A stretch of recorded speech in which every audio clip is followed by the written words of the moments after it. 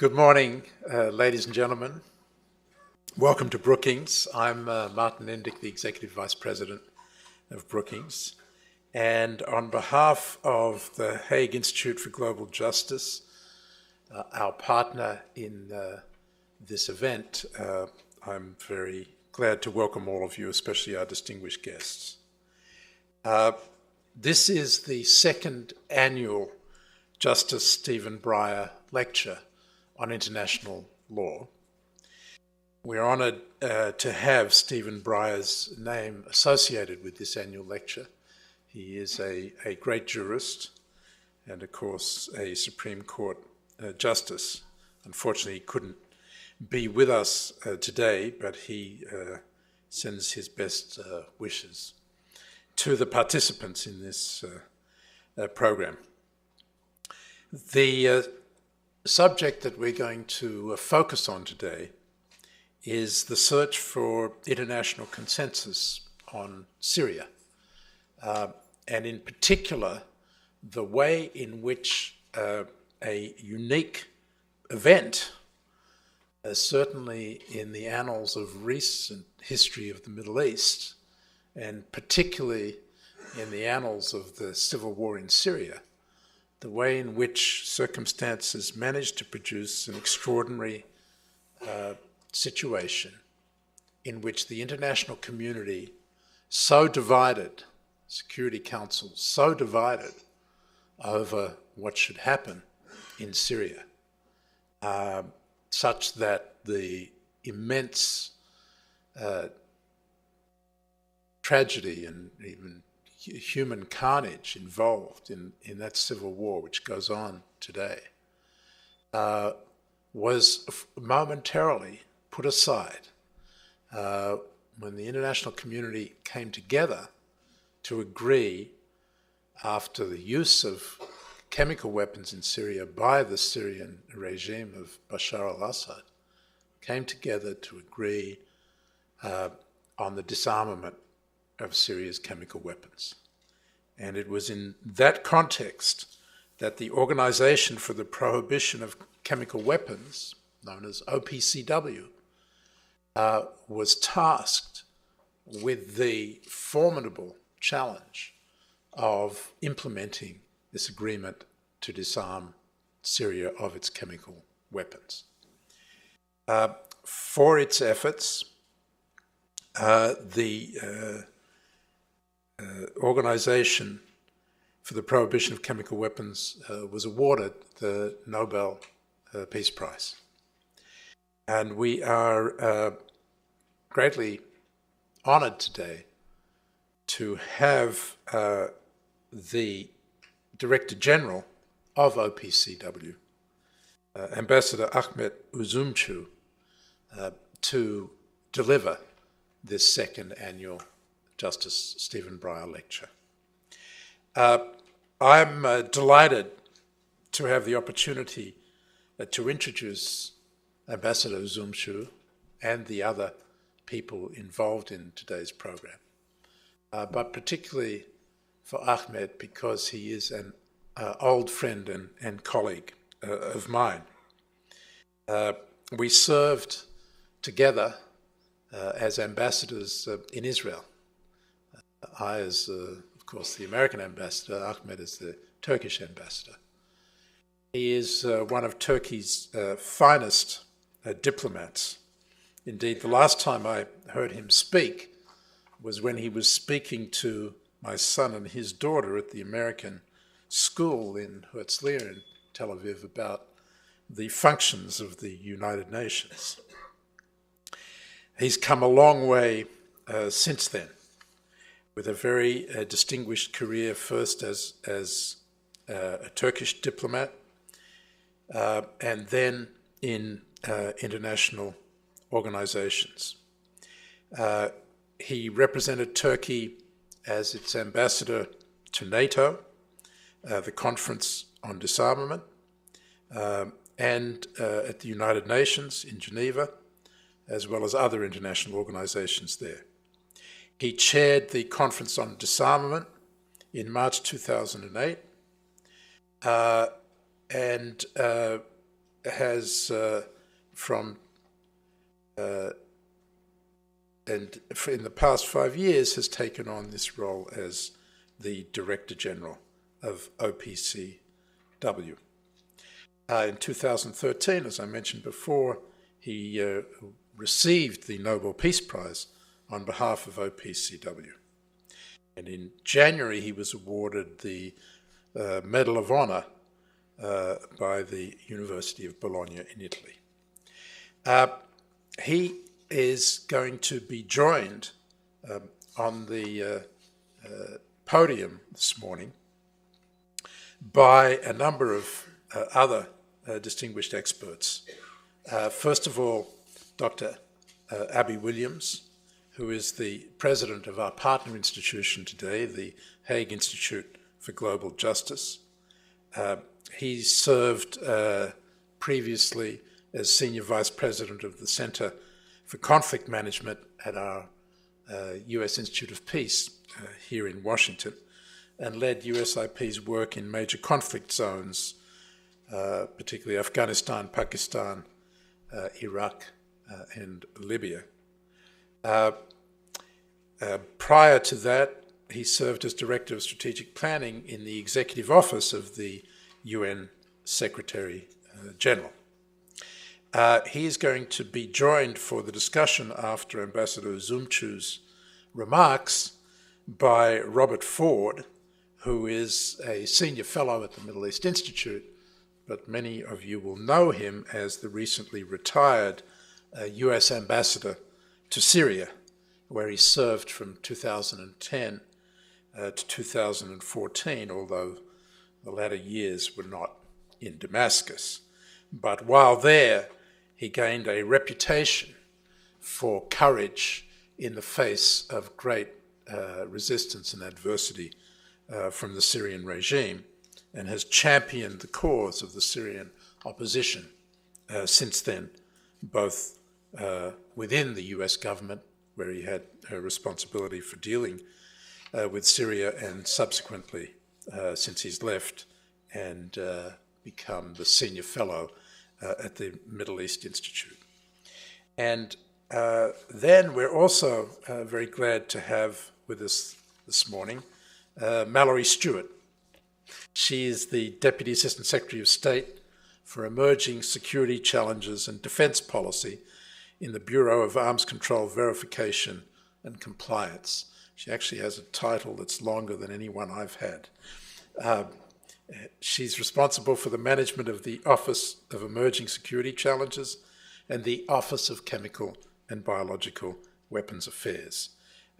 She joined the State Department as an attorney in the Legal Advisor's Office and has represented the United States in various international legal matters, including before the Iran-US Claims Tribunal.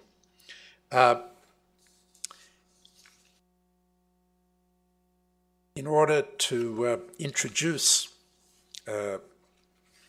our speaker today, I have the honor to ask Ingrid van Engelshoven to address us.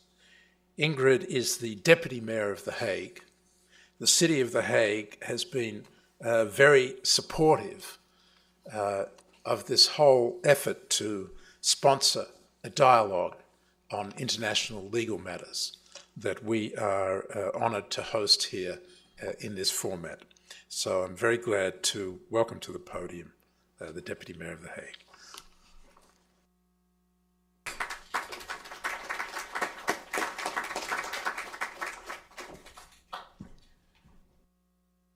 Honored guests, ladies and gentlemen, as The Hague's Deputy Mayor for International Affairs, it's an honor for me to be here at the Brookings Institution and have the possibilities to speak a few words to you. The Brookings Institution, the most, I think, influential, most quoted, and most trusted think tank in the world. Brookings is well respected everywhere because of its high-quality research and solutions to today's challenges. In 2006, then Senator Chuck Hagel said, "Brookings has been at the center of every important policy debate in this country for the last 90 years. I want to add to that. Brookings is influential not only in debates here, but in debates all over the world. And from that perspective, Brookings is not only a US, but also a global think tank. And illustrative to that fact is that today's Justice Breyer lecture is delivered by my good friend, the Director General of the OPCW, Mr. Ahmet Üzümcü. The Hague is not only the legal capital in the world with all its courts and tribunals, as quoted by former UN Secretary General Mr. Boutros Ghali, but The Hague is also the security hub between the United States and Asia-Africa. In The Hague, we have the largest security cluster in Europe, the so-called The Hague Security Delta, with hundreds of companies, knowledge institutes, and NGOs involved. But the OPCW is one of the crown jewels of The Hague, and we are extremely proud that OPCW received the Nobel Peace Prize in 2013. Altogether, The Hague has built a unique peace, justice, and security infrastructure. We try to avert war with courts like the International Court of Justice, the only main organ of the United Nations outside New York. And if sadly enough war breaks out, if conflicts erupt and escalate with all the violations of human rights that comes with it, we now have tools to strike back in a decent, responsible, and peaceful way, in the name of mankind. And for the first time in world history, we have a global tribunal, the International Criminal Court, to punish war criminals. And every day we see on our computer and television screens the devastating effects of modern warfare. And OPCW is effectively diminishing these effects by finding and destroying chemical weapons, as it has done in Syria. The war scene in Syria is already horrifying, but imagine the devastating use of chemical weapons would make the hell that would be created impossible to describe. So I believe when the Director General of OPCW speaks at Brookings, the world listens. And thank you, Brookings. Thank you, Ambassador Indig, for the great hospitality. And thank you, he is not here, but I want to thank Justice Breyer for giving his name to this lecture. And ladies and gentlemen, Washington is the place for all of us to be. But I would like to tell you that in The Hague, you and your organizations are always welcome, and we'll be happy and eager to facilitate you. In short, I've come to Washington, and we are very happy if you come to The Hague. Thank you very much.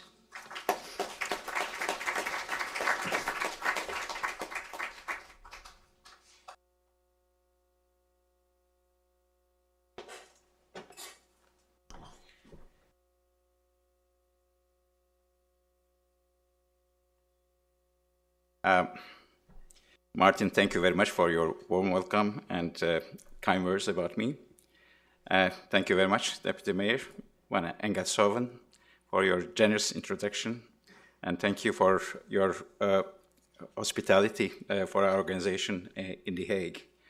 Dr. Williams, dear guests, ladies and gentlemen, it's a great honor to be with you today to deliver the second Breyer lecture at this prestigious institution.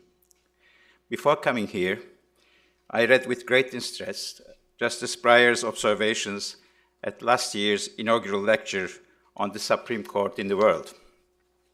I was fascinated by his perspectives on the lessons that can be drawn from the international community for helping to preserve American values. I'm not myself a lawyer, but my own experience at the OPCW has been steeped in the applications of international law for helping to achieve a world free of chemical weapons. It is this experience which I wish to draw on in my remarks today.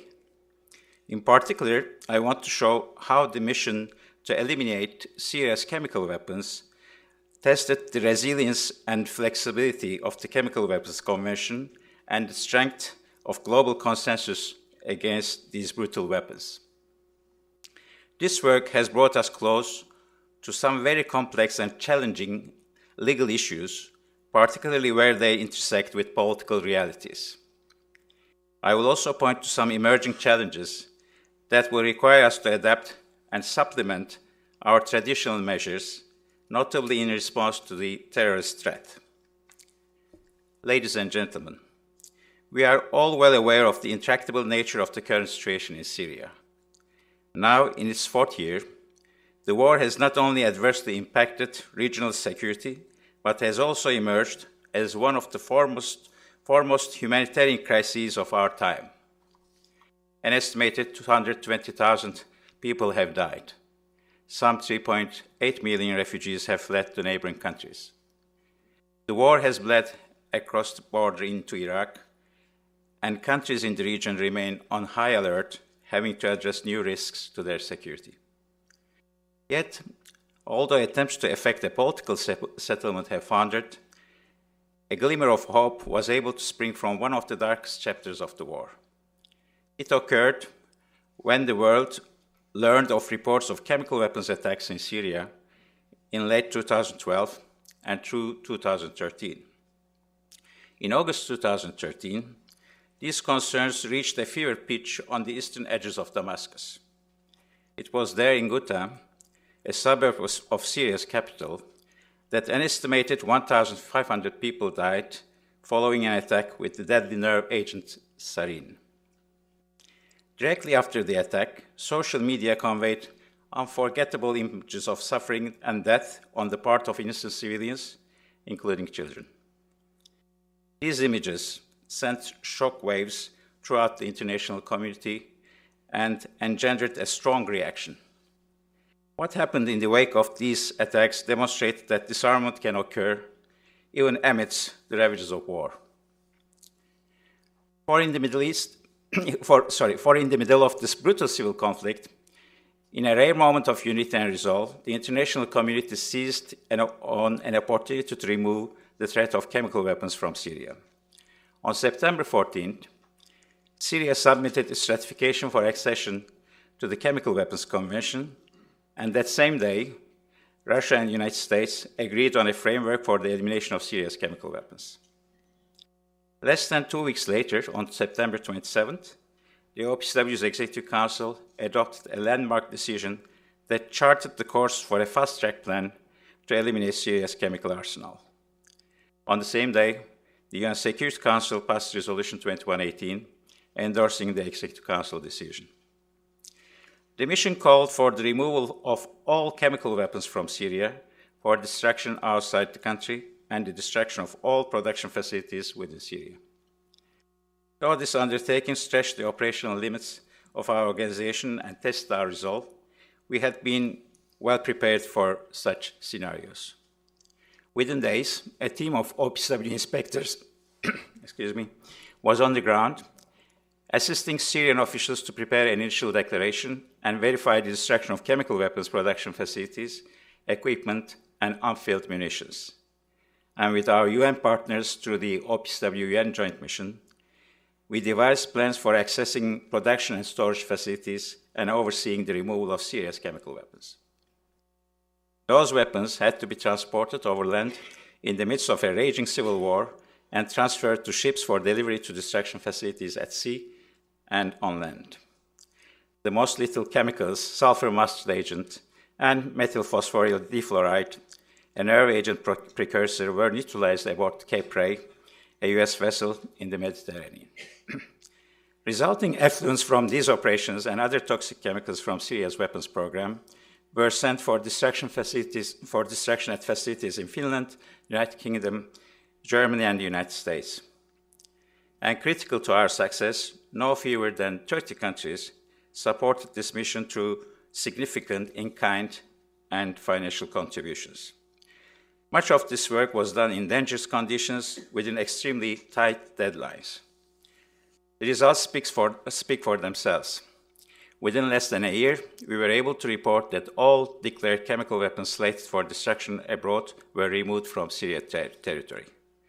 98% of these weapons have now been destroyed, including all so-called Category 1 chemical weapons, sulfur mustard, and main nerve agent precursors.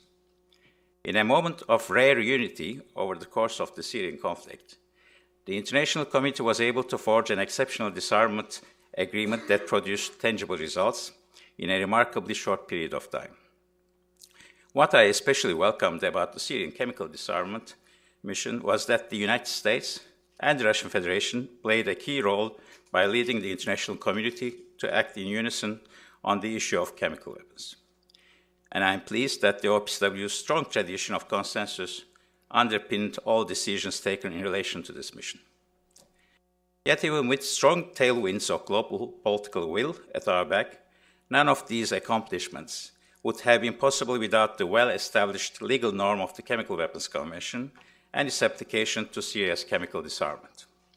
All of our work in Syria, from putting our people on the ground for inspections to destroying chemical weapons at sea, relied on our soundly navigating international legal strictures and political hurdles. Other work is still underway, such as clarifying Syria's declaration and completing the destruction of its chemical weapons production facilities. Disturbingly, there have been new allegations that toxic chemicals are being used as a weapon in Syria. In April 2014, in response to earlier allegations that toxic chemicals were being used as weapons in Syria, I established a fact-finding mission. The mission was tasked to gather facts on the ground regarding alleged use.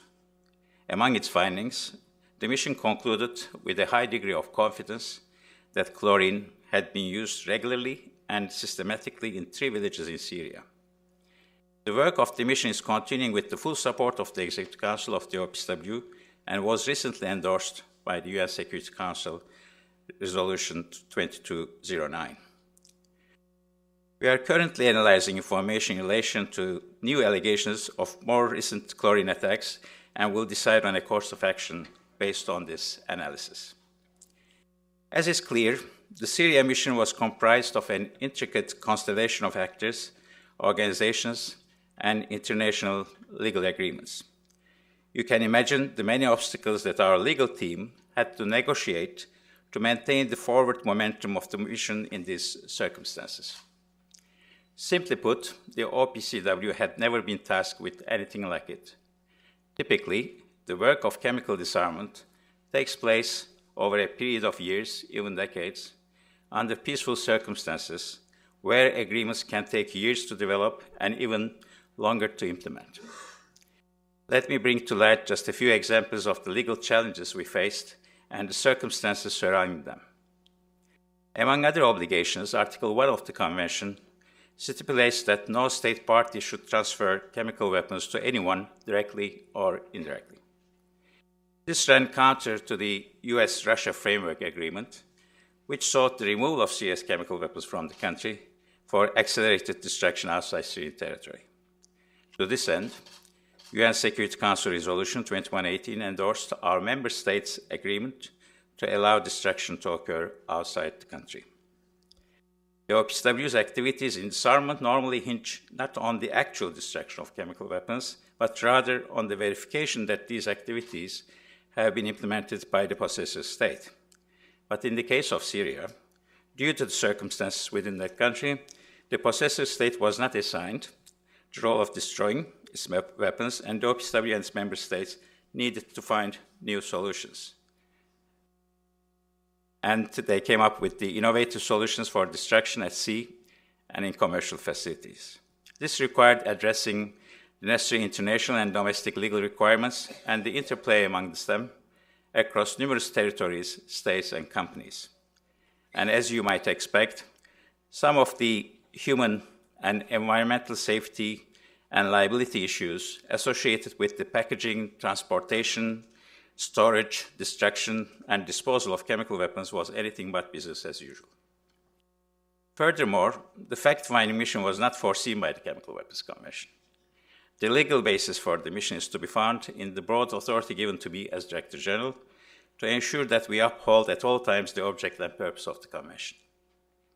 This authority was reinforced in this instance by the relevant decisions of the OPCW Executive Council and UN Security Council resolutions, and the endorsement of the Executive Council for the fact-finding mission and its acceptance by the state party concerned through an exchange of letters between me and Syrian officials.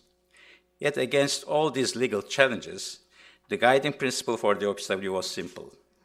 Extraordinary situations call for extraordinary measures. The elimination of Syria's chemical weapons program has not, of course, stopped the conflict. But it has stopped deadly nerve agents from being used, such as in the case of Ghouta, and therefore removed an invidious threat to the people of Syria and the region. I have often described the Chemical Weapons Convention as the most effective treaty in the history of multilateral disarmament, and with good reason.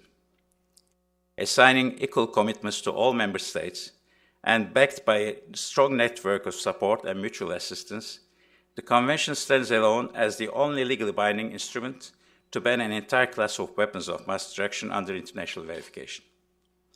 Among our 190 member states, 8 have declared possession of chemical weapons. 3 of them have completely destroyed their stockpiles, namely India, Albania, and a state party that prefers not to be identified. Iraq has finalized a destruction program for remnants of chemical weapons, and Libya has eliminated its chemical weapons with only a modest amount of component chemicals left to be destroyed. In a remarkably short period of time, 98% of Syria's chemical weapons have also been destroyed. Countries with the lion's share of the world's chemical weapons stockpile, Russia and the United States, have committed to ensuring complete destruction of their programs by December 2020 and September 2023, respectively. All told, the OPCW has verified the destruction of 87% of the world's declared chemical weapons to date. Within the next 8 years, we expect that all those weapons stocks will be destroyed. While 6 countries remain outside the convention, Myanmar has now ratified the treaty and is likely to soon join the organization as our 191st member state. We anticipate that Angola and South Sudan will follow suit. We continue to work with Egypt and Israel, especially in the wake of the Syrian chemical devastation. There is no justification for these countries remaining outside the convention, since chemical weapons are now taboo and not a strategic option for any country. Lastly, North Korea remains a concern, given its complete lack of engagement regarding the issue of chemical weapons.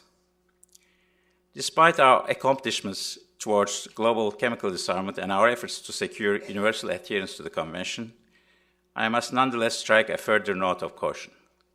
Today, terrorism represents one of the most clear and present threats towards a chemically secure future. We are all well attuned to the stated intentions of non-state actors to acquire and use weapons of mass destruction. With the likelihood of chemical weapons used by states increasingly removed, we must be alert to the ambitions of terrorist groups. Recent reports suggesting that toxic chemicals may have been used as weapons in the Middle East are of great concern. We are watching these situations very closely and are prepared to look into any serious allegations in these cases. Yet I must be clear, the threat of chemical weapons use is not confined to a handful of countries or non-state actors in one particular region. 20 years ago, you may recall a doomsday cult that launched 2 attacks by using sarin and hydrogen cyanide in Matsumoto and Tokyo. Occurring in 1994 and 1995, these attacks took the lives of 20 people and injured thousands. Had these attacks been engineered differently, the results could have been even more catastrophic, potentially killing thousands. The Japan sarin attacks were not launched by a state at war and did not occur in an active conflict zone. They were carried out by a group motivated to develop and use chemicals to provoke fear and terror. Given terrorists' propensity to exploit vulnerabilities in the global security system, the threat of chemical weapons should be a concern for all states. How we deal with these threats represents our next great challenge. To effectively prevent the emergence of chemical weapons, we must push beyond current global non-proliferation norms and seek new solutions. And though the OPCW is not an anti-terrorism organization, our mission is to ensure the global ban against chemical weapons is being implemented at the national level. To do this effectively, we must continue and intensify our work to strengthen the capacity of national jurisdictions that may not be adequate to detect and prosecute criminal chemical activity, support enactment of legislation to monitor industry and trade toxic chemicals, enhance cooperation between states, and strengthen collaboration with relevant international frameworks and organizations to build global capacity to prevent chemical terrorism. These are not impossible tasks, but they will require collective action and constant vigilance to bring about meaningful contributions to global chemical security. The OPCW is seeking to facilitate much of this work in a variety of ways, including through an open-ended working group on terrorism, which last met in March. As today's event focuses on the search for international consensus in Syria and beyond, please allow me to conclude my remarks by drawing some lessons from our recent experience. First, I would posit that in terms of any work towards peace and stability, one must quickly capitalize on every opportunity. Windows on complex and contentious arms control opportunities do not stay open very long. The chance for the removal and destruction of Syria's chemical weapons required swift and decisive action. Within the OPCW, we are all too aware that such quick action is critical for responding effectively, whether to alleged use of chemical weapons or as a template for removing such weapons in future scenarios. A second lesson gleaned from the Syria experience speaks to the strength of international law for framing practical responses to disarmament. For without the Chemical Weapons Convention and the organization that implements its provisions, there would be no rules of the road and no vehicle to arrive at the destruction of Syria's chemical weapons. Though we are trending positively towards complete destruction of chemical arms, the threat posed by terrorists will continue to challenge us in this respect. This builds towards my third and final point, perhaps best expressed by German pacifist Ludwig Guide, who won the Nobel Peace Prize in 1927. Guide stated, and I quote, "Every success in limiting armaments is a sign that the will to achieve mutual understanding exists, and every such success thus supports the fight for international law and order," unquote. The very action to disarm Syria's chemical weapons program is an indication that consensus can be reached even in the midst of conflict. And as we well know, in the absence of a motivating force for political action, you can call it political will, our efforts towards disarmament are powerless. Never before had any large-scale removal of arms been achieved under such conditions, but by seizing this opportunity, by employing international law and achieving consensus, the international community was able to attain a remarkable triumph on the road to global chemical disarmament. I thank you for your attention. Director General, thank you for that enlightening address, which I'm sure will have inspired our audience, who will no doubt be eager to start the discussion. Being aware of this, I will limit my own questions, but I did still want to exercise the moderator's prerogative to get things started. And allow me to briefly mention, ladies and gentlemen, what a pleasure it is to be back at Brookings and to be co-hosting on behalf of the Hague Institute for Global Justice this second annual Justice Stephen Breyer Lecture on International Law with Brookings and the Netherlands Foreign Ministry. We hope through this series to shed light on pressing questions of international law and hopefully to elucidate the work of the Hague-based institutions in the process. I will start by posing a few questions specifically to the Director General, and then I will engage our two other panelists in the discussion for more wide-ranging discussion of the issues. Director General, as a treaty implementing organization, the OPCW sits at an interesting juncture between the political and the legal. How has this played out in relation to your mission more generally, and the mission to eliminate Syrian chemical weapons specifically? Thank you, Dr. Williams. Indeed, I spoke earlier in my statement about the legal challenges we faced, but I must recognize, taking this opportunity, that the negotiators of our convention, in fact, in 1980s and early 90s, did an excellent job. This is a very comprehensive document. It's clearly not perfect. It was a result of long negotiations, and in the end, as it happens in most cases, it's a compromise text. But it is very detailed in its annexes, especially the verification mechanism. And over the years, the organization was able, in fact, to implement it. And in cases of ambiguities and requirements for interpretation and so on, they were able also to overcome all those problems, difficulties by seeking, in fact, consensual solutions. Therefore, I think the legacy and the accumulation of experience within the organization did help us in this challenging mission in Syria.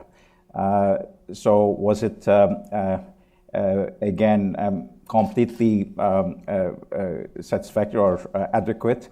Sometimes not, but still through consultations, we have a quite elaborate consultation mechanism from within the organization. We have facilitation mechanism and so on. We have very strong legal office within the Secretariat.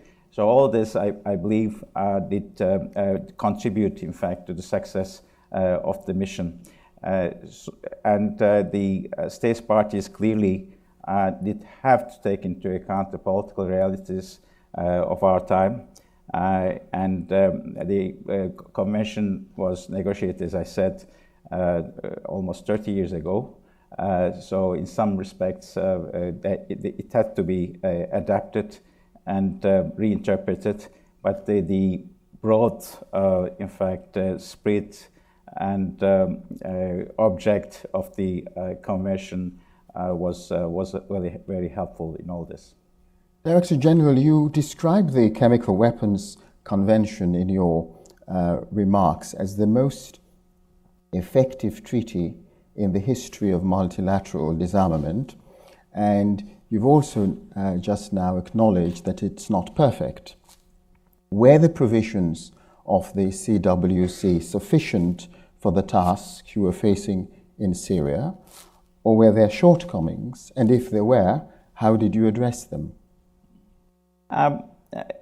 Actually, the convention, in fact, was developed against quite a long background, which goes back to 1899, the Hague Convention, in fact, which for the first time prohibited the use of poison.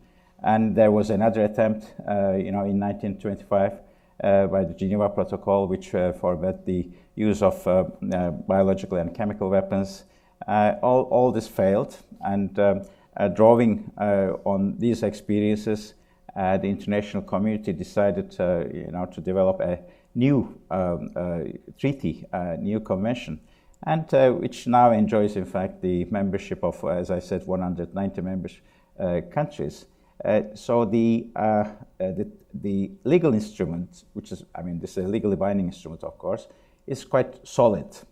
But in terms of details, clearly, modalities, there had to be some flexibility. For instance, in the verification of transportation, destruction, identification of Syrian chemical weapons, in some instances we were not able to deploy our inspectors to certain sites, and we had to develop some new,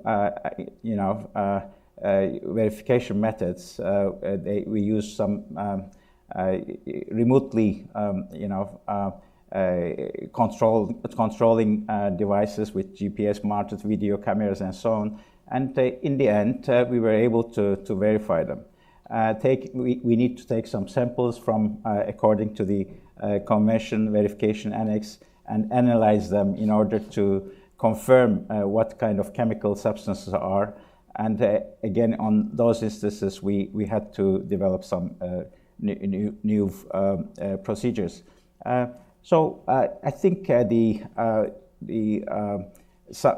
challenges on the ground, in fact, were sorted out, were overcome through some practical, procedures. And the state parties, in fact, that were supportive of those innovations. And in the end, it worked, I should say. But there have been reports of use of chemical weapons by ISIS in Iraq, as well as new allegations of use of chlorine gas as a weapon in Syria. How serious is the threat of chemical terrorism, and what can be done to address it? This is indeed a challenge for the international community. We have seen reports of use of chlorine, which is not, as you know, a chemical weapon per se, but according to our convention, any chemical substance which could be used for hostile purposes is considered as a chemical weapon. And this happened when our fact-finding mission, in fact, did investigate the alleged uses in Syria. And there was a report also of use of chlorine by ISIS in Iraq against Iraqi soldiers. This was reported to the organization by the Iraqi delegation in The Hague, which is very worrying, of course. But we were not able to send our inspectors and verify those allegations. So we have to rely on the state party concerned, in this case Iraq.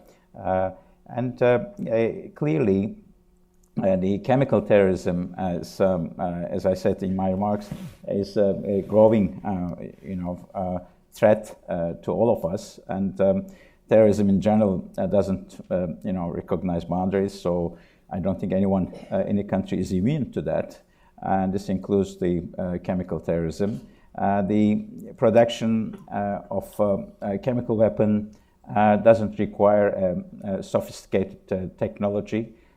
The dual-use chemical materials for the production of chemical weapons may be, actually procured relatively easily.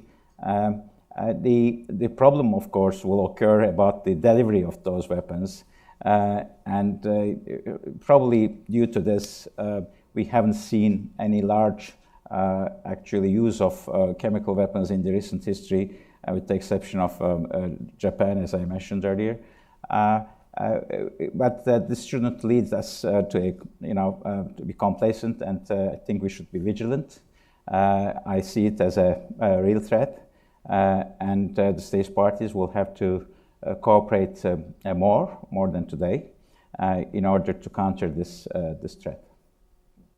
I would now like to invite two other panelists. First, Mallory Stewart to give initial comments, and Mallory Stewart will be followed by Rob Ford for his own initial comments, and then we will have a further discussion. Mallory? Thank you very much. I'd like to thank you for having me as part of this discussion, and thank Brookings. It's an honor and a privilege to be here for a very important conversation. Director General Üzümcü did an excellent job of laying out some of the most important lessons learned and challenges faced by the OPCW and the international community during the collective effort of eliminating Syria's declared chemical weapons program. I want to highlight a few of the lessons and resulting challenges that the Director General spoke about. The first was the importance of working from common ground. When the United States and Russia came together in September of 2013, we had nothing in common, but we had to find the motivating factors that we could agree upon so that we could somehow address this most tragic Syrian situation and the use of CW in Syria. And we did find common ground, and that was that the Syrian chemical weapons stockpile was a threat to international security, and that the OPCW was the one entity specially qualified to verify and assist in the elimination of this threat. With that common ground, however, we faced and we continue to face a challenge, and that is not to make the common ground the lowest common denominator. In other words, we must move forward recognizing that our common ground may be small, but our need to prevent the use and proliferation of CW is great. We need to build upon the common ground that we have found and we continue to find with Russia and others to move forward, but make sure that that common ground does not become the confines of what we can accomplish and what we need to accomplish. The continuing use of CW in Syria is intolerable, and there are many open questions regarding Syria's CW declaration that must be answered.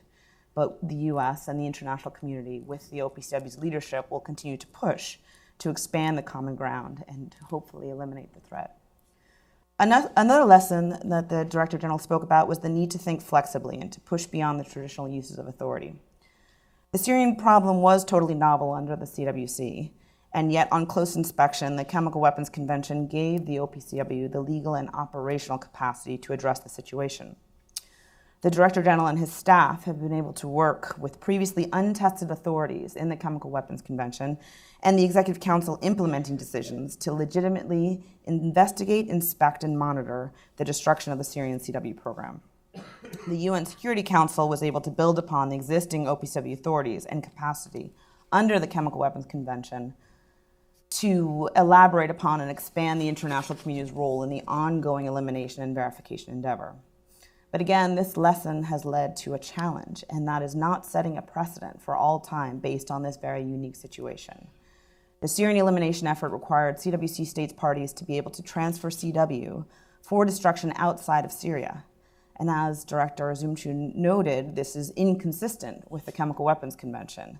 But we were able to work within the flexibility of the convention and under the auspices of the UN Security Council to make the situation legitimate and to explain why the need for the situation was understood and anticipated in a way that was allowed under the Chemical Weapons Convention. And it was authorized in a very specific and previously unused legal provision in the Chemical Weapons Convention and pursuant to the UN Security Council resolution. It is unlikely that this specific fact pattern will ever be replicated, and thus the unique legal approach should not be used as precedent for the future. But it was an important precedent it was an important situation we were able to address within the flexibility. Finally, one of the most important lessons that I have personally learned from being involved in this process is the importance of the leadership and the dedication of the Director General and the entire OPCW organization itself. Without their specific knowledge and capacity to verify, investigate, and report, our responsive options to the use and continued use of CW in Syria would have been much more limited. It is truly thanks to the efforts of the OPCW, in combination with the United Nations and the international community, that we've made such significant progress. The unprecedented removal and destruction operation would not have happened without the leadership, political savvy, and resourcefulness of Director General Üzümcü and Joint Mission Special Coordinator Sigrid Kaag and their teams. The resource contributions and unparalleled efforts of our close allies and partners, Norway, Denmark, Italy, Finland, Germany, and the United Kingdom, to name a few, were also instrumental. Additionally, the assistance of Russia and China throughout the process has been important. The safe and environmentally sound destruction of Syria's most deadly chemical weapons aboard the U.S. Cape Ray could not have happened without the entire international community working together. As the international effort has shifted its focus to preventing and investigating all credible allegations of CW use in Syria, we also must specifically applaud the bravery and professionalism of the Director General's fact-finding mission. They have investigated unspeakable horrors in Syria with little regard for their own personal welfare. The fact-finding mission has found that chlorine was used as a weapon and dropped from helicopters on opposition-controlled areas of Syria, despite a clear prohibition by the Chemical Weapons Convention and the UN Security Council resolution. We also need to applaud the OPCW's Declaration Assessment Team for its diligence and persistence in the face of many open and concerning questions regarding Syria's declaration of its CW program. The fact-finding mission and the Declaration Assessment Team have done excellent work, but their work is far from done. The FFM established that helicopters drop CW, and only the regime had that capability. And the DAT has uncovered even more evidence of discrepancies and deception in the regime's declaration. Most disturbing is that serious allegations of the regime's CW use in Syria continue, as recently as a few weeks ago. These credible allegations of use, if confirmed, demonstrate the Assad regime's continued brutality against the Syrian people and its blatant disregard of international norms. As Secretary of State Kerry reiterated last month, the Assad regime's horrifying pattern of using chemical weapons, first sarin and now chlorine, underscores the urgency of our push to eliminate chemical weapons in this region and to hold the perpetrators of such abhorrent acts responsible and accountable. With the leadership of the OPCW and the support of the international community, we hope that one day the use of CW will be a distant memory. Thank you. Thank you very much, Mallory. I'll now ask Rob Ford to give us his own initial comments. Thank you very much. And I'd like to thank Brookings for the invitation to be here, and it's an honor to be with you, Mr. Director General Washington. Yeah, hoş geldiniz. Thank you. So welcome to Washington. 3 quick points.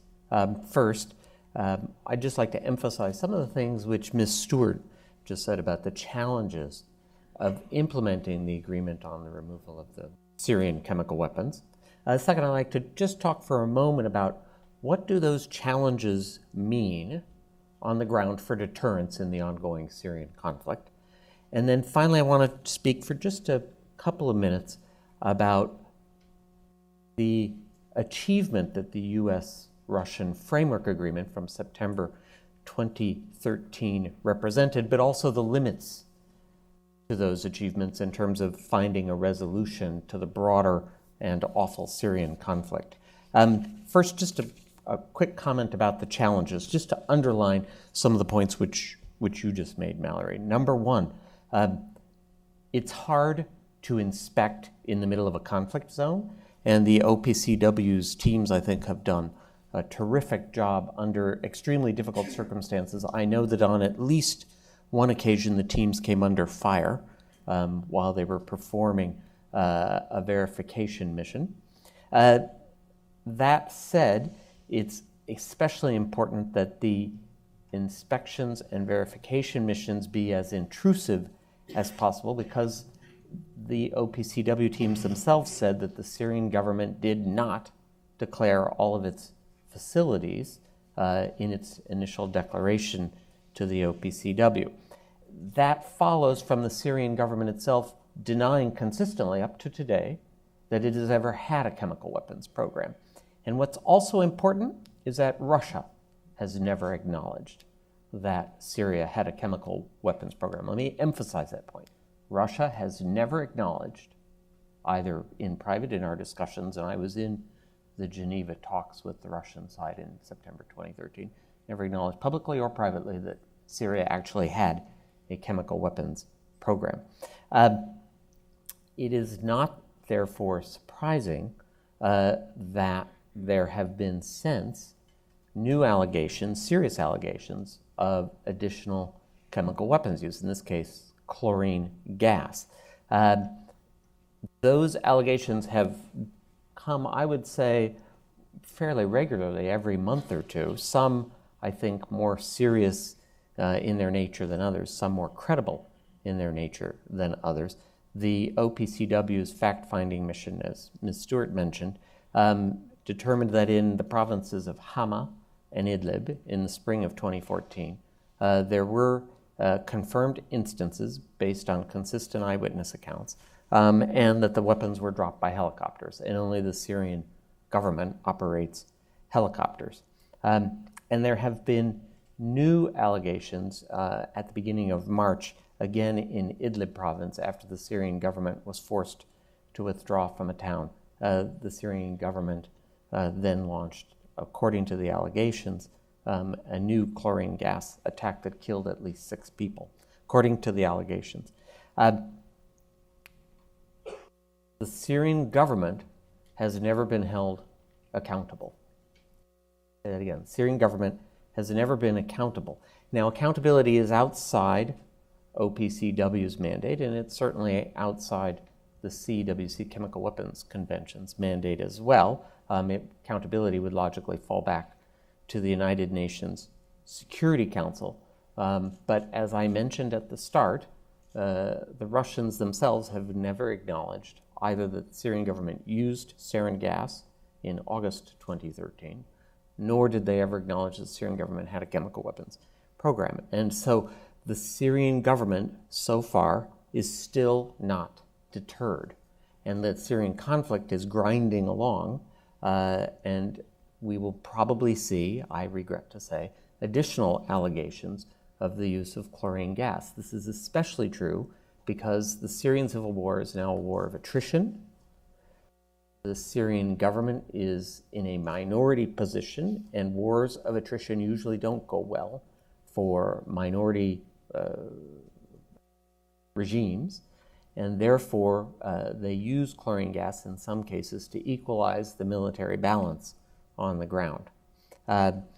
Thus, until we find ways to increase the pressure on the Syrian government and make it appear that it can be held accountable, we will probably have additional allegations of use, probably instances of use. And I would posit that one of the ways that would help deter the Syrian government is for international organizations to be more public in laying the exact finger of responsibility after evidence is collected. If the evidence points firmly in one direction, then I think that party, Syrian government or Syrian opposition, wherever the evidence leads, that party needs to be named in a very public manner by the international organizations involved, including OPCW as well as the Security Council. Finally, a comment about the American-Russian role in this. The framework agreement concluded in September 2013 in Geneva was actually quite an achievement. It was very detailed, and it was reached after marathon negotiations led by Foreign Minister Lavrov and Secretary Kerry, and very detailed. I mean, the discussions were very granular. There was a great deal of satisfaction, I think, on both sides, certainly on the American side. It was a great deal of satisfaction that we were able to achieve such a detailed framework agreement with the Russians, and it did give an impetus to the two countries' efforts, Russia and the United States' efforts, to convene a Geneva peace conference. The two foreign ministers in Moscow in April 2013 had said they wanted to go to a Geneva peace conference, but in the months that followed, May, June, July, August, the effort really wasn't getting very far. Despite the efforts of the United Nations envoy, Lakhdar Brahimi, and our two governments, it really was not moving. The accord in Geneva gave an impetus, and we did get to Geneva 5 months later in January 2014, but I don't want to oversell that because, as I mentioned, the Russians and the Americans from the beginning had a very different interpretation of what had happened with respect to the sarin gas attacks in August 2013 and the Syrian government's culpability. And that was an indication, if you will, that the two governments didn't really agree on how to move forward towards a final political resolution of the broader Syrian conflict. And the Geneva peace talks foundered almost immediately in February 2014, in part, not solely, but in part because the Russians and the Americans could not agree either on what was the priority objective or how to get to common objectives. And so the agreement to remove Syria's chemical weapons facilities, materials, was a step forward. But for a lot of Syrians on the ground today, in places like Aleppo and Idlib and Daraa in the south, it's very limited because they are still facing not only chlorine gas attacks, but regular bombing by barrel bombs and others. And when you say to them, well, the achievement of getting the sarin gas out is something important, they will almost immediately respond, well, if we get killed by sarin or we get killed by barrel bombs or chlorine, what difference does it make in the end? And so this just tells me that the international community needs to redouble efforts to find a solution to the broader Syrian conflict. Thank you very much. Thank you very much, Ambassador Ford. Now, at the time of the agreement, which you've mentioned, to disarm Syria of its chemical weapons stockpile, we heard how this could mark a breakthrough, allowing a wider political process. But if anything, the overall political situation in Syria has deteriorated since the fall of 2013, and US-Russia relations are at their lowest ebb. Taking a broad view, can disarmament agreements lead to political progress, or should we keep our expectations at the technical level, Rob Ford? In the case of Syria, the agreement was really very technical, and as I mentioned, had no sustained capacity to push forward the broader political resolution that both Russia and the United States say that they want. And so I think in the end, the politics of such conflicts really matters, and cannot substitute agreement on some fairly technical action plans for agreement on a broader political vision. It's very easy to pigeonhole, to put in a box and implement out of a box a technical agreement while still leaving broader and harder political questions unanswered or unsolved. I would just follow that by saying that disarmament agreements and treaties generally have the potential for being a rare point of cooperation, even in a period of heightened tensions. And for example, I would point to the New START Treaty, which just celebrated its 5th anniversary of its signing yesterday, as an example of how two states, the United States and Russia, can implement legal provisions capping strategic nuclear forces faithfully despite Russia's illegal actions in Ukraine. I think the same can be true with respect to the US-Russia framework. That was a technical, political document, but it helped push the conversation and eliminate a strategic threat in the area, and allowed for diplomacy to work in a field in which there were limited options for the international community to get involved. I would argue, as a former treaty lawyer myself, that really disarmament agreements and treaties have been surprisingly successful when the political situation is a disaster. And if we can continue cooperation with Russia in the Syria context, and we can continue cooperation with Russia in New START context, we can continue to have a dialogue when some of our other communications are not as successful and much more politically challenged. Thank you. Director General, Rob Ford mentioned that it is hard, he said, to inspect in a conflict zone. What are the challenges for an organization like the OPCW, acting on behalf of the international community in operating in a conflict environment like Syria? It must necessarily cooperate with armed actors, including the Syrian government.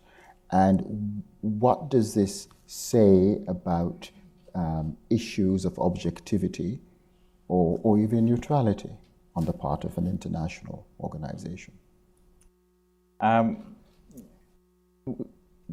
The organization, in fact, has been preparing itself for some contingencies since the beginning of the conflict in Syria. We have trained our inspectors and also looked at different scenarios and in which conditions, in fact, we would be called upon to deal with the chemical weapons arsenal in Syria. So both, in fact, technically as well as psychologically, our staff have been rather quite ready, I should say, to be deployed. And when the decision was taken both in the Hague as well as in New York on 27 September, we were able to dispatch the first group of inspectors two days later to Beirut to Damascus. Having said that, we are also fully aware of the security challenges on the ground, and without the UN support, of course, all this could not have been achieved. Still, there were several challenges in movements within the country, and some actually deals had to be made on certain instances with different groups through the UN. Nevertheless, one attack, as Master Ford mentioned, occurred on 27th May last year in the buffer zone from the government-controlled territory to the opposition-held territory. So they were attacked, and fortunately, there were no casualties. But this is really a very demanding, in fact, mission, and I'm glad that we were able to have a sufficient number of volunteers, 60 volunteers at the initial stage, and they were ready to go back. Now, for the fact-finding mission also, we have quite a significant number of inspectors who are volunteering to go back to Syria, and we are verifying the production facilities, destruction. All this is quite new to an organization like the OPCW is. Our inspectors, in fact, are coming from different backgrounds. They're chemists, some of them are ex-military, but they didn't serve in conflict zones like the one in Syria. Still, I think we should be, generally satisfied and pleased to and welcome this achievements. If I can have a follow-up on that, you mentioned the fact-finding mission, and of course they issue reports, the fact-finding mission. What status, perhaps it might be helpful to let us know, what status do the reports of the fact-finding missions have, and can they play a role in relation to determining accountability as required by UN Security Council resolutions? The fact-finding mission, as I said earlier, was not, in fact, mentioned anywhere in the Convention.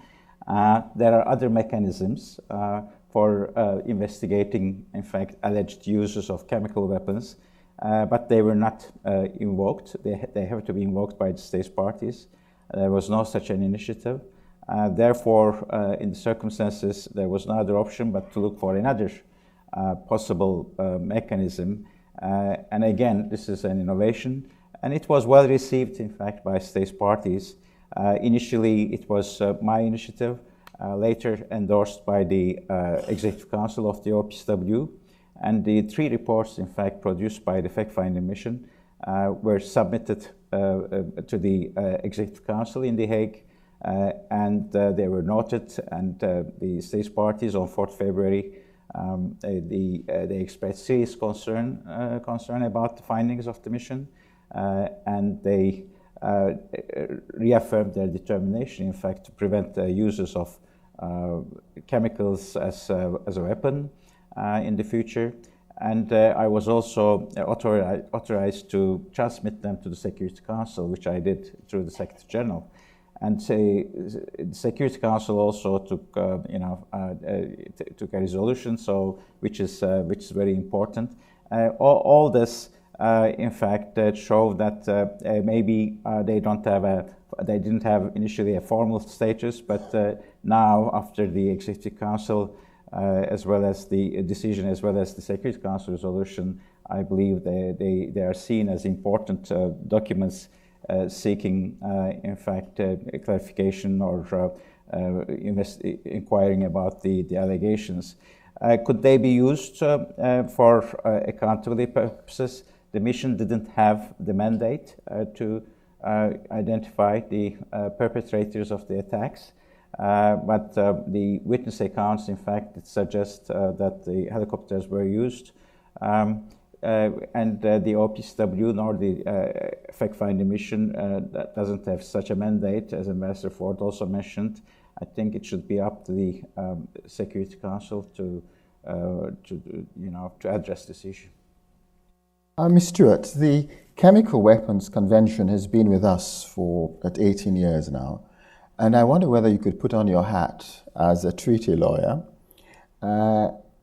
to perhaps assess the reason for its success as a multilateral instrument when other instruments have been less successful or at least more contested.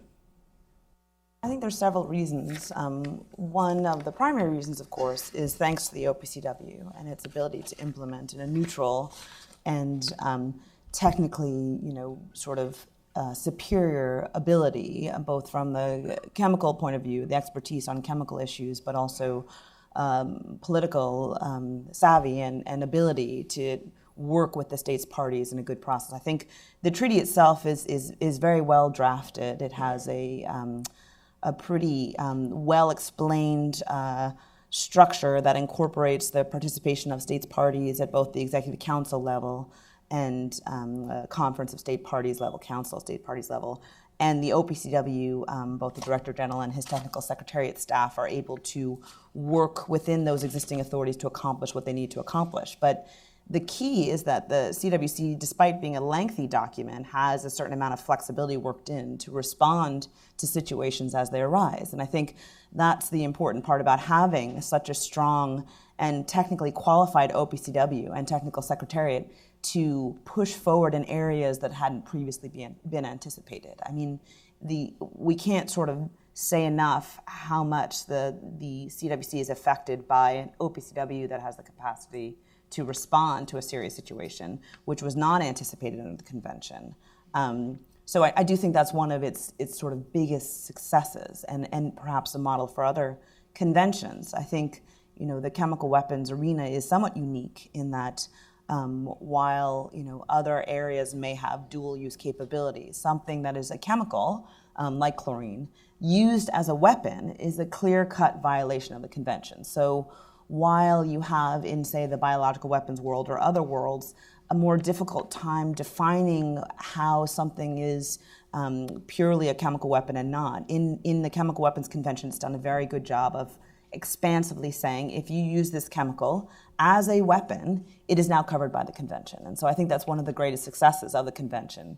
As Director General Üzümcü mentioned, the universal condemnation and prohibition on the use of chemical weapons has been very effective. Mr. Ford, given its success, can the CWC and the work of the OPCW and its state parties serve as a model for disarmament efforts further afield, given your experience?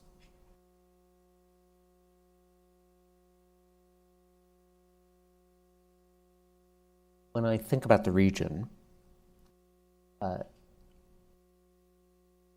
certainly there are states in the region that haven't yet joined the CWC. It's not clear to me that the Syrian experience is going to encourage any of them to change their policies and move towards accession to the CWC. It does not logically follow to me, since they're basing it on a set of perceptions of national security interests, of their own unique national security interests. I do want to make a point about, with respect to the implementation of the Syrian agreement.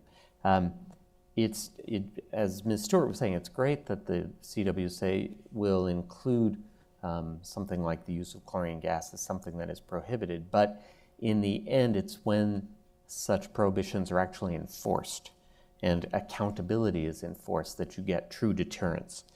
And that, I think, is still lacking in the case of Syria. And so I'm hopeful that OPCW will be able to put together a new fact-finding mission to go out.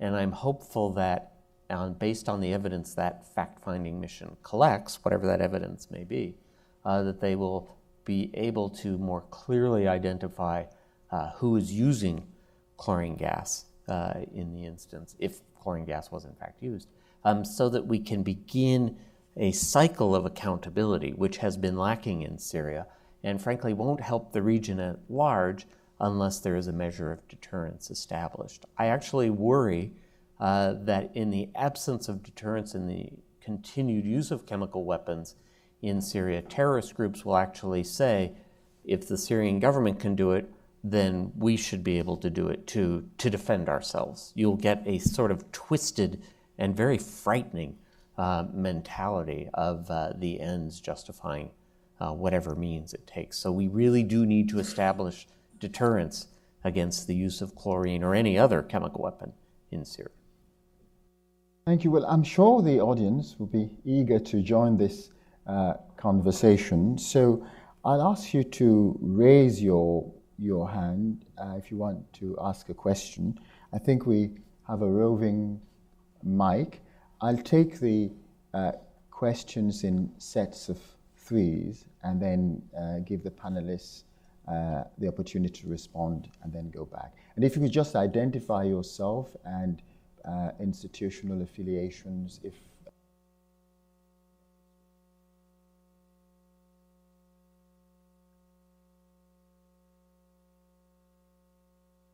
My name is Ed Melkert. I'm a former UN Special Representative, Secretary General for Iraq.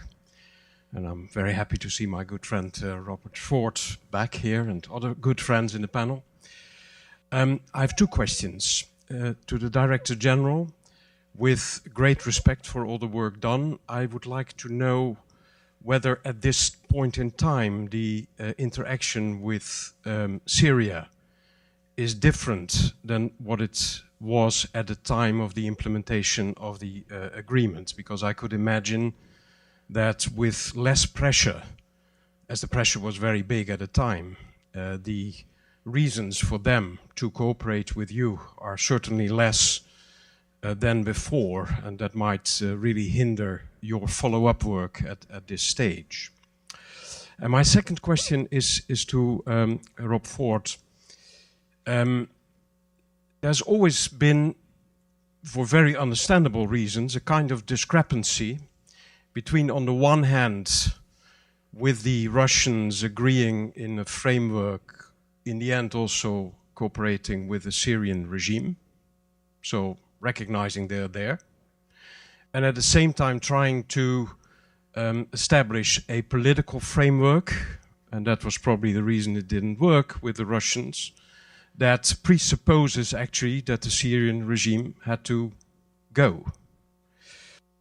Now, from a political point of view, where do you draw the line in sitting together with your enemy in discussing on the abolishment of chemical weapons, and at the same time not wanting to have anything to do with them, basically, in trying to find a solution for the regional issues?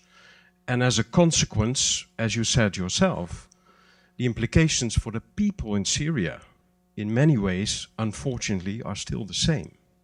And that's the tragedy, of course, of the conflict. I'm not suggesting there's an easy answer to this, but it is in the end the key. Thank you.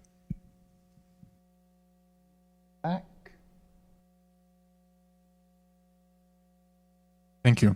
My name is Mohammed Ghanem. I'm the Director of Government Relations with the Syrian American Council in Washington, D.C. I have a question for the Director General and for the Deputy Assistant Secretary of State. Thank you so much for all your efforts. I heard today a lot of self-congratulatory statements about how successful we have been. As far as civilians in Syria are concerned, the threat of the use, the threat of chemical weapons attacks has not been eliminated at all. Just less than 2 weeks from the resolution that was passed by the United Nations Security Council condemning the use of chlorine gas and threatening the use of force, the Assad regime on March 17th killed Mohammed Warif, his mother, his wife, and 3 kids. They were all gassed to death when a barrel bomb was dropped on Idlib. So my question for the Director General is, you've established that chlorine gas has been used systematically in Syria. What is the course of action now? What are you planning to do? And for the Deputy Assistant Secretary of State, we also appreciate your efforts. Recently, Ambassador Samantha Power said she thinks that the Assad regime has not fully declared their stockpile of chemical and biological weapons. Also, what is your course of action? What are you planning to do about that? Thank you. Gentleman in front.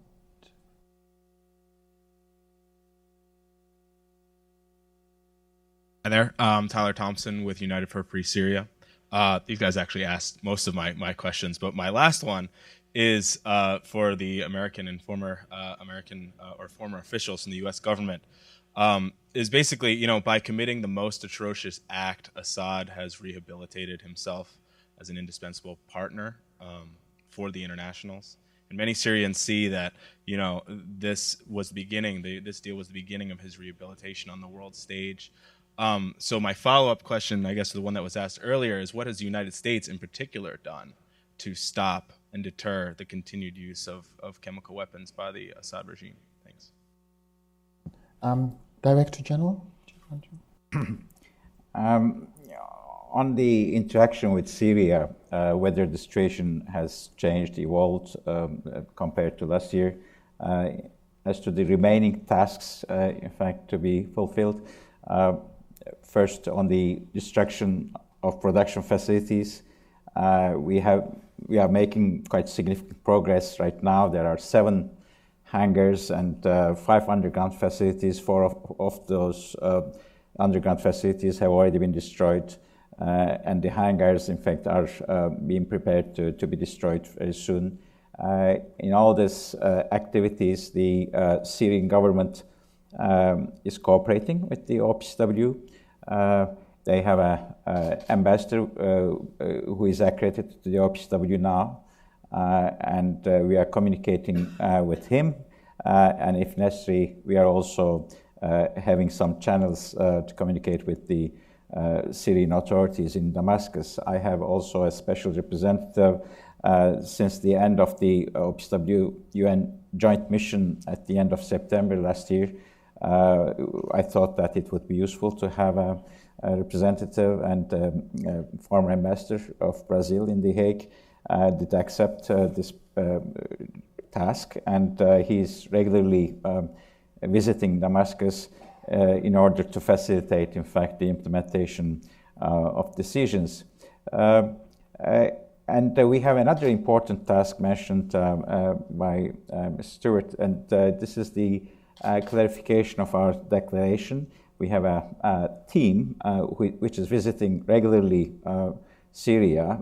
They paid their last visit, the 8th visit actually, took place 2 weeks ago. And they are, in fact, they have undertaken the task of clarifying certain aspects on the declaration by Syria.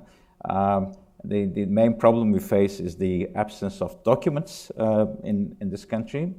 And in view of this, the Syrian authorities did accept that our team does interview, in fact, the Syrian officials who were involved in the chemical weapons program. And this is moving. This is making some progress. I think, if I can put it simply, the cooperation of the Syrian authorities has been satisfactory from our point of view so far, and I hope that it will continue.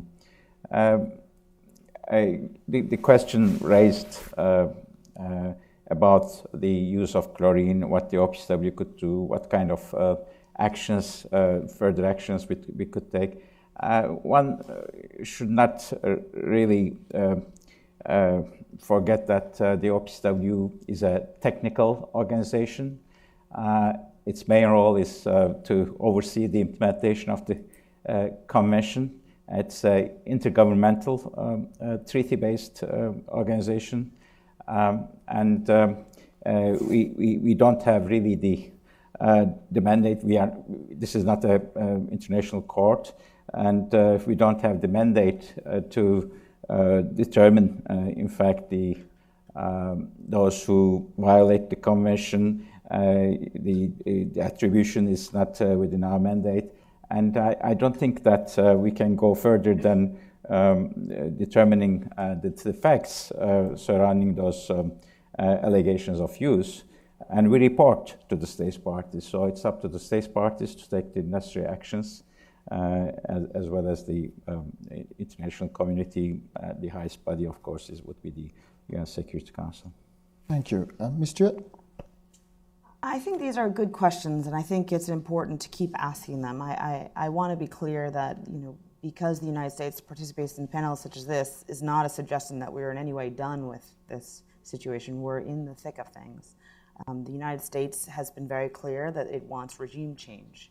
and it does not believe that the Assad regime can continue as a legitimate member of the international community.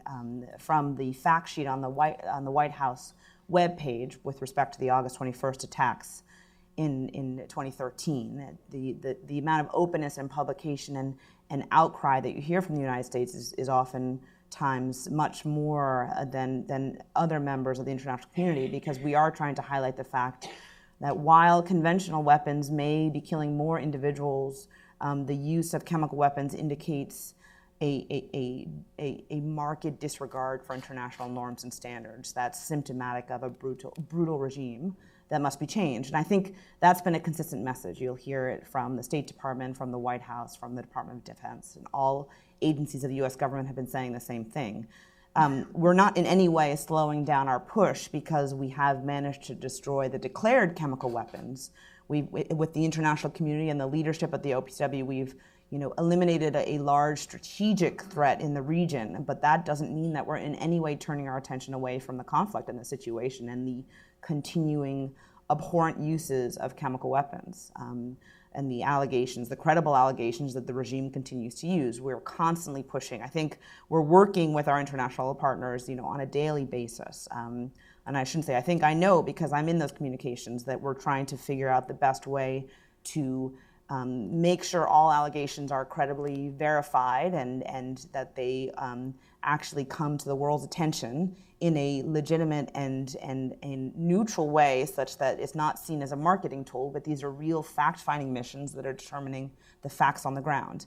And with that information, we're having conversations with the UN, as Mr. Powers suggested, and others, to try to figure out the best way for accountability. So this conversation is in no way done. I think the concern and the original sort of motivation to get people at the table to talk has been the U.S.'s additional and constant pressure, from the initial threat of use of some type of military response to this, horrific act, to a continual push to publicize and bring this to the world's attention. The United States has been very clear that the Assad regime must go, but we can't just take actions without having some legitimate reason and basis and information at the world level, and we have to act as part of the international community to get to this end state. So I certainly hear your frustration, and I think the YouTube videos and other accounts that we've seen are horrific, and not something that anyone can lightly ignore.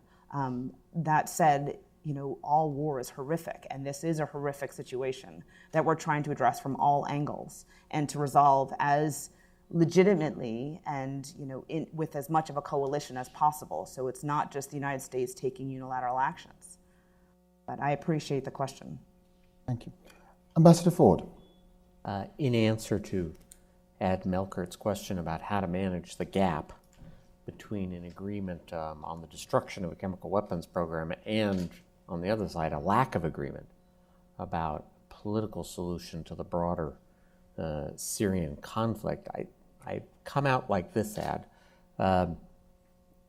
We were able to come to an agreement, we, the Americans, with the Russians, on a fairly detailed work plan in the discussions between the American delegation and the Russian delegation in Geneva in September 2013. By contrast, the Americans and the Russians agreed on a desired outcome or resolution, if you will, of the Syrian conflict. That was the Geneva communique from June of 2012. But there's absolutely never been with the Russians any agreement on a detailed implementation mechanism or how to get to it. Both sides agree that there needs to be an evolution in the Syrian government through a negotiating process to stand up a transition governing body, and it's not a question of one side toppling the other. It needs to be an agreement between the two sides, but beyond that, we have never been able with the Russians to get an agreement on how to move forward, to move that evolution along. In the end, and this makes sense to me, the Russians, the Americans, and the broader international community decided to take half a loaf or maybe a quarter of a loaf, and to go forward on the implementation with the help of the OPCW and the United Nations to dismantle large segments, not all, but large segments of the Syrian chemical weapons program. And we'll just have to keep working to resolve the broader political issue, which is, frankly, is stuck right now. I think one of the things that has to happen, and I think Tyler mentioned this, is that some perceive that the agreement from September 2013 and then the UN resolution, in a sense, rehabilitated the Assad regime and made it a partner in terms of the chemical weapons program, and therefore a partner for other potential international actions. And I think it's important for the Security Council and for the broader international community to highlight A, accountability, where the Syrian government is doing things with its helicopters, for example, and B, the insistence that there be a political resolution and that the Syrian government is, at least in part, responsible for the blockage towards moving for that political. Always amazing how quickly time flies when you're having a fascinating discussion. And I'm conscious that we only have 5 minutes left, so I'll take a final round of 3 questions, and I just urge you to make the questions really brief and to the point, and to give the panelists an opportunity to respond. So the gentleman in the grey sweater. Thank you so much for your remarks. I'm Yasser Fakhrani, ICFJ Fellow. Concerning the white phosphorus that has been used against the civilians in Gaza, what was the committee's reaction and report concerning this crime? As you know, Gaza is one of the most crowded areas and inhabited areas in the world. My second question concerning your deal with the Egyptian government. Does Egypt really have a declared chemical weapons program? Thank you. On that side, and then the final. My name is Sam Barabendi. I'm a former Syrian diplomat. I attend the first, Syrian government sent me for attending the first chemical conference in Beijing in 2006. And at that time, the director was from Argentina, if I remember, and he asked me, or he told me to send the Syrian regime a message, clear message, that the organization will send, with sanctions through Security Council, all the Syrian material they are bought for detergent and for fertilizers, if Syria doesn't sign the agreement on chemical weapons. Today, 2015, nothing happens. And my questions for you, Mr. Director, why don't you publish the name of the companies and the people and the countries that Syria is buying the raw materials for civil use, but they are using for military use?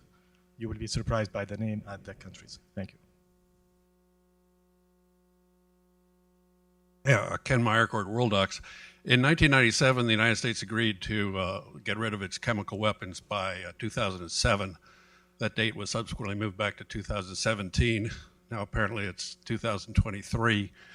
Has there been any lesson learned from the Syrian experience which could be applied to force the United States to hasten the elimination of its chemical weapons before that final elimination date is maybe postponed further, say to 2030?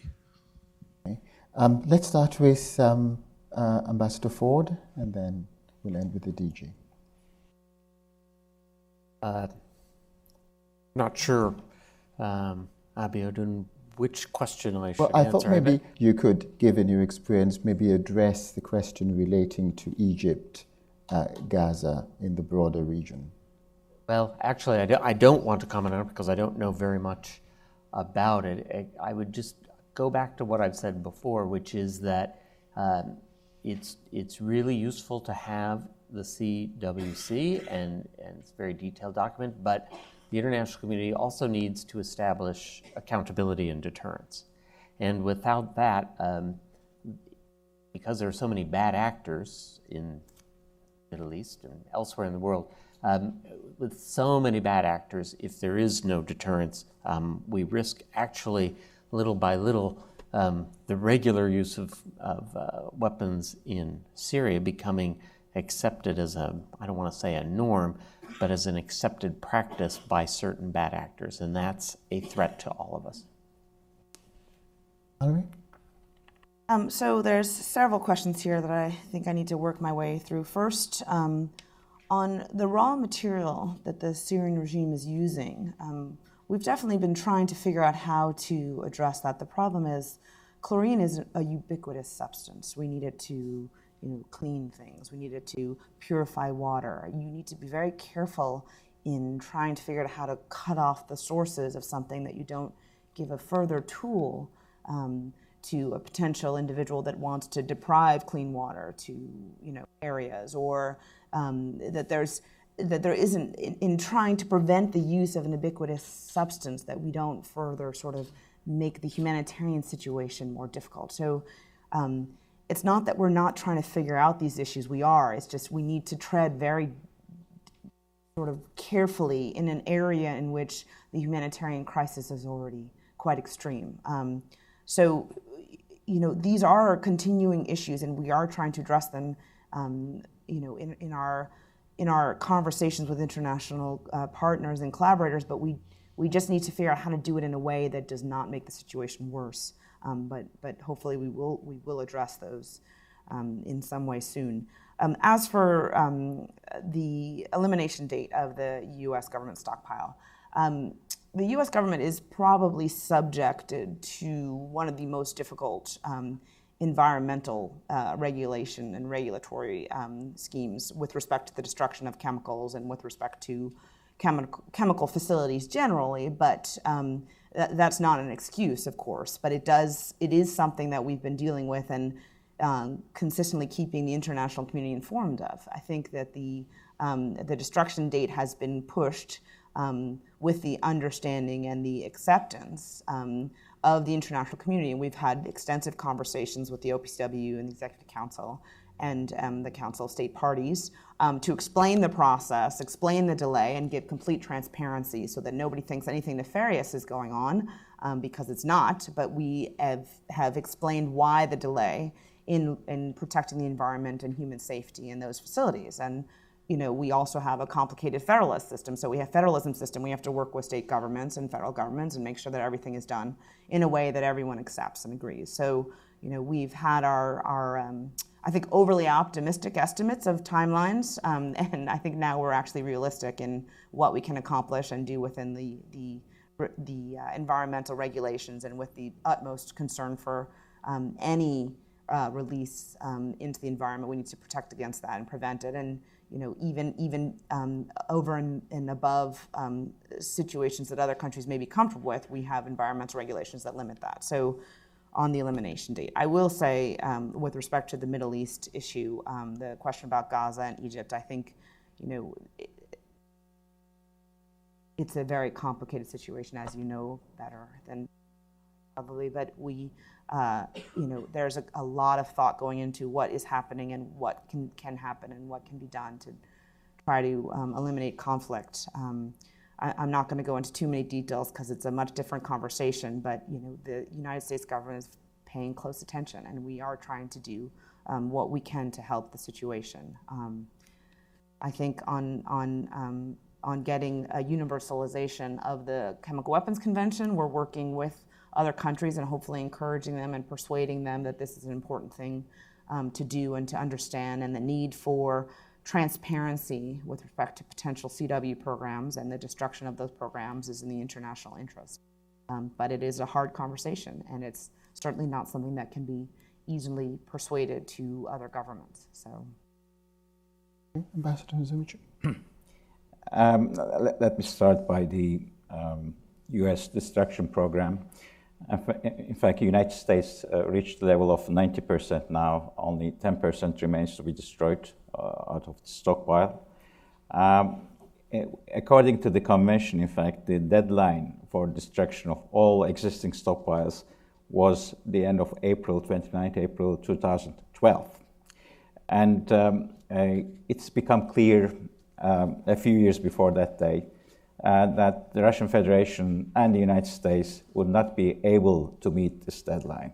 And some consultations were undertaken among States parties, and in the end, this led to a decision by the Conference of States Parties, the highest decision-making organ of the organization, at the end of 2011, giving, in fact, some flexibility to those two countries to continue to that destruction activities with enhanced transparency. So both those two countries, in fact, major possessor states, regularly report to the Executive Council the progress, in fact, being made on the destruction activities. And they receive also representatives of states parties every 2 years. And a recent visit, in fact, took place in Pueblo by ambassadors 2 weeks ago. And when they came back, they were satisfied about what they have seen, and they appreciate the commitment of the United States as well as the Russian Federation to continue this action, to allocate the necessary resources, and to complete these activities as soon as possible. But let me say that this is a very demanding, activity. It requires a lot of resources, very costly, labor-intensive, and dangerous one. In each facility, 1,000 people work around the clock. The munitions, some munitions have become, in fact, have corroded, and there are leaks, and so they have to be, treated manually in certain cases. So that's a very demanding activity, and that's why the states parties, have understood, in fact, the reasons for these delays. As to the materials for the production of raw materials for the production of chemical weapons, many of them, in fact, are dual use, and there are no restrictions for their transfers, but still they need to be declared to the OPCW.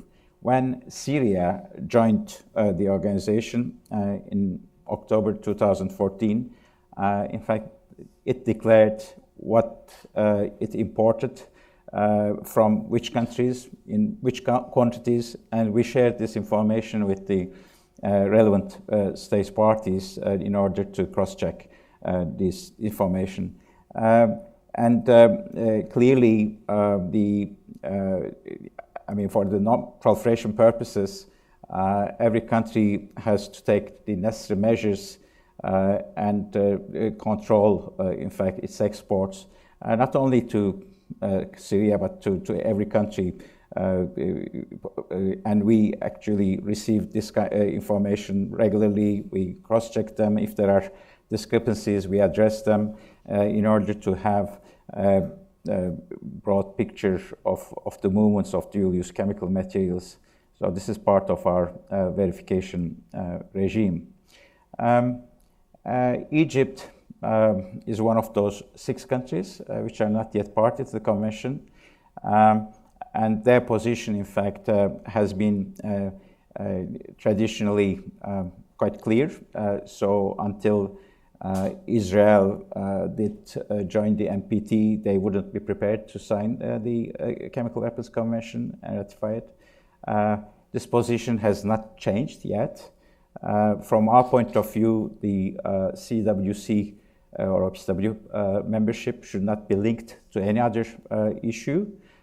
There was an initiative based on a decision taken by the NPT Review Conference in 2010 to convene a conference on WMD free zone in the Middle East, which would of course cover the CWC. But it didn't happen. This conference could not be convened. And now the review conference, in fact, will be convened again at the end of this month. And I don't know whether there's going to be a progress on this issue. But we will continue, in fact, to urge every country, including Egypt and Israel, to join the OPCW as soon as possible. And after Syria's membership, I think the situation has changed considerably in this region. There is, I believe, quite convincing ground to take further this universality issue in this region. On Gaza, the use of white phosphorus. White phosphorus is not considered, within the purview of the convention. But in general, when there are allegations of use of chemical weapons in any part of the world, whether they are party to the convention or not, we think that we have the mandate to raise questions with those states, and we do it. As Director General, I'm doing it in writing and seek clarification from those states, and I'm sure my predecessor did so. Well, this has been a very stimulating discussion, and it is, of course, personally gratifying for me to come back to the Washington area and to have an opportunity to have a discussion which elucidates the work of the Hague-based institutions such as the OPCW and the Hague Institute for Global Justice, which I now have the privilege to lead, institutions which work at the intersection of peace, security, and justice. Again, we value the partnership with Brookings, and thank you to Ted Piccone, who has worked so closely with us on this initiative, and H.P. Schrinemakers from the Dutch Embassy here in Washington. It remains only for me now to thank Ambassador Üzümcü, Ambassador Ford, Ms. Stewart, for being with us today, and also to thank you, the audience, for taking the time to attend this event and for participating so actively. Thank you very much indeed.